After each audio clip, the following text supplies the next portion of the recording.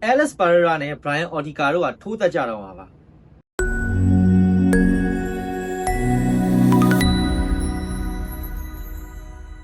ဟုတ်ပါတယ် Alex Pereira နဲ့ Brian Ortega တို့ကဒီနှစ်ဆန်းပိုင်းလောက်မှာပဲထိုးသက်သွားဖို့ရှိပါတယ် UFC ခပတ်လူပွဲတော့မဟုတ်ပါဘူး Tracy Cortez ကိုလူမယ်ပွဲပါ Tracy Cortez ဆိုတာတော့ဒါ UFC fan တွေဆိုရင်တော့မသိရလူမရှိကြတော့ပါဘူး UFC fan စစ်စစ်တွေဆိုရင်ပေါ့လေဘာဖြစ်လို့လဲဆိုတော့ဒီ Ronda Rousey တို့ Miesha Tate တို့ဖြစ်အလွန်မှာဒီ UFC fan တွေအတွက်တည်ကြစရာမျိုးသမီး fighter တယောက်ပေါ့နော်သူ့ရဲ့ Instagram ကပုံနေဆိုလဲအချင်းကနာမည်ကြီးခဲ့တယ်တကယ်ကိုလေbody ရောသူရောလှတဲ့တယောက်ပေါ့နော် Brazil fighter ပဲသူကဒီ Brian Ortega UFC featherweight တန်းမှာထိုးသက်နေတဲ့ Brian Ortega နဲ့နှစ်ရှည်လာကြအကြာကြီး relationship ရှိခဲ့တယ်ပေါ့နော် Brian Ortega ဆိုတော့လည်းအားလုံးသိပြီးရတဲ့သူပါပဲဒါ featherweight တန်းမှာတိုက်တဲ့ contender ကိုခဏခဏဖြစ်ခဲ့တဲ့သူအရင်ကလည်းတကယ်ကိုကောင်းခဲ့တဲ့သူ Max Holloway တို့ Volkanovski တို့နဲ့အပြိုင်ကျဲခဲ့တဲ့သူပေါ့ဗျာသူနဲ့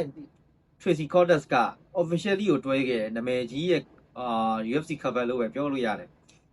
Tracy Cortez ထိုးတဲ့ပွဲတွေဆိုရင်လည်းကြည့်ရလူတွေဆိုအမြဲတိမှာပါသူ corner ထောက်မှာအမြဲ Brian Ortega TCD ကလိုက်လာတယ်အမြဲတဘူးတွေ့ရတာပေါ့နော်ပုံနေဆိုလည်းအရင်ကအများကြီးတင်ခဲ့ကြဒါပေမဲ့သူတို့နှစ်ယောက်ကစိတ်အောင်စိတ်သက်ခဲ့ပြီးတော့မှ2023မှာတရားဝင်ကွာရှင်းခဲ့ကြတယ်ပေါ့သူတို့နှစ်ယောက်လမ်းခွဲခဲ့ကြတယ်ပေါ့လမ်းခွဲခဲ့ကြတယ်အဲ့မှာလည်း Brian Ortega အသေးခွဲခဲ့လို့လည်းသတင်းတွေထွက်ခဲ့တယ်သူမိသားစုတွေပိုင်းနဲ့တေချာကိုပြန်ပြီးမူးပုံလုပ်ခဲ့ရတယ်လို့လည်းသတင်းတွေထွက်ခဲ့တယ်ပေါ့နော်အဲ့ဒီမှာသူတို့နှစ်ယောက်ပြက်ပြီးတော့Tracy Cortez ကလည်းဂျားတော့ပွဲတွေထိုးတယ်ဒီနိုင်လိုက်ရှုံးလိုက်ပဲတိတ်ပြီးတော့လူတွေတောင်မေ့သွားကြတယ်ဒါပေမဲ့မနေ့ကပဲဒါ New Year Eve မှာပေါ့နော် Tracy Cortez က Alex Pereira ကသူတို့ရဲ့ Instagram story တွေမှာသူတို့နှစ်ယောက် kiss ပေါ့နော်နမ်းခဲ့တဲ့ပုံတွေကိုအတီးတီးတင်ခဲ့ကြတယ်သူတို့နှစ်ယောက်တွဲနေပြီဆိုတော့ official ချပြလိုက်တယ်ပေါ့နော်ဒီ official ချပြလိုက်တဲ့ပုံမှာတော့ Brian Ortega ကတော့တိတ်ပြီးဒီပုံတွေရှိပြီးခဲကြည့်မဲ့ပုံတော့မပေါ့ဘူးခင်ဗျခဲကြည့်မဲ့ပုံမပေါ်ဘူးအဲ့တော့ကြောင့် Brian Ortega ကတော့ဒီ Alex Pereira တော့သိချင်နေတော့မှာအားကြောင့်ကျွန်တော် UFC fan တွေကစတောက်ပြီးတော့သူတို့နှစ်ယောက်ထိုးကြတော့မယ်လို့ပြောကြပါမယ်တကယ်တော့တကယ်တော့မထိုးပါဘူးဗောနော်ဘာဖြစ်လို့လဲဆိုတော့ weight တန်းလည်းအဝေးကြီးပဲ145နဲ့205နဲ့ Alex Pereira အခုဆို heavyweight တန်းတော့တက်ဖို့လုပ်တယ်တကယ်ထိုးတက်ဖို့တော့မရှိပါဘူးဒါပေမဲ့ကျွန်တော်နောက်ကြပါ Tracy Cortez ကိုလူပွဲဆိုပြီးနောက်ကြတယ် Alex Pereira ကလည်းဒီဘယ်လိုပြောရမလဲအသက်ကြီးတော့မှသူနော်သူအသက်40တောင်ကတ်နေဒါပေမဲ့လည်း UFC မှာခုထိကျန်းနေတော့ပဲတကယ်လက်ရှိတကယ်မနော်စနောက်တာမဟုတ်ဘူးဖြစ်နိုင်ခြင်းမှာတော့ Alex Pereira ကသူ heavyweight တန်းကိုတက်ဖို့များမယ်နဲ့တူတယ်သူ Twitter မှာလည်းရေးတာသူ UFC မှာဘယ် fighter မှမရဘူးရဲ့စံချိန်ကိုသူလုပ်ပြမယ်လို့ရေးတာပေါ့ဒါကတော့သူခပတ်သုံးမှုယူမဲ့ plan လို့ပဲထင်တယ်သူ middleweight လည်းသူရတယ် light heavyweight မှာလည်းလက်ရှိ champion ဆိုတော့သူ heavyweight တန်းကိုတက်ဖို့များမယ်ထင်တယ်တက်လဲတက်တင်တယ်ဘာလို့လဲဆိုတော့ light heavyweight မှာတော့သူ့ဘောနော်ဒီ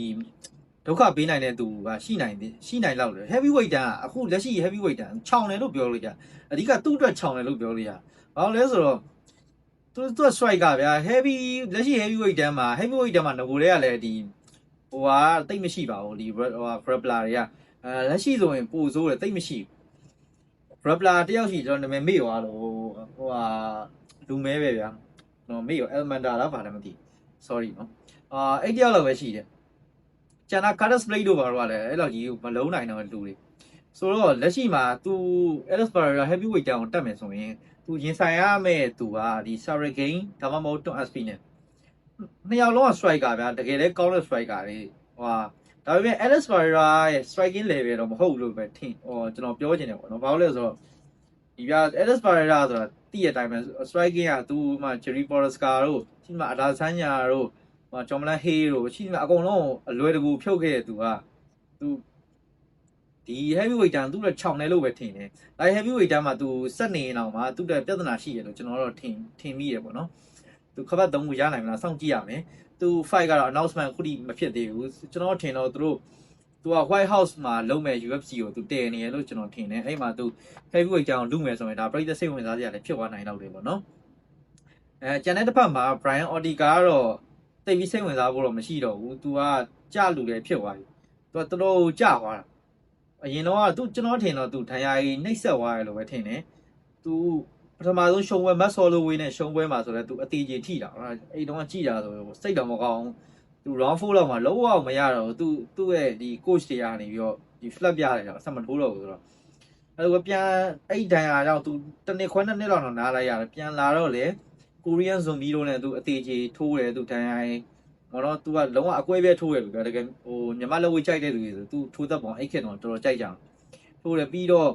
ရဲတို့ဒီ quest နဲ့ပွဲမှာလည်းသူ show ရလာမသိ injury မိတယ်အဲ့ဒါကြောင့်သူကတော့လက်ရှိချိန်မှာနောက်ဆုံးပွဲမှာလည်း Benjamin Sterling ကိုသူဟို decision နဲ့ရှုံးတယ်ပေါ့နော်9ကြီးတုံးနေ9ကြီးထိတော့သူထိုးနိုင်တယ်သူကဖြတ်တော့မဖြတ်ခံအောင်နော်အဲ့တခုတော့ရှိ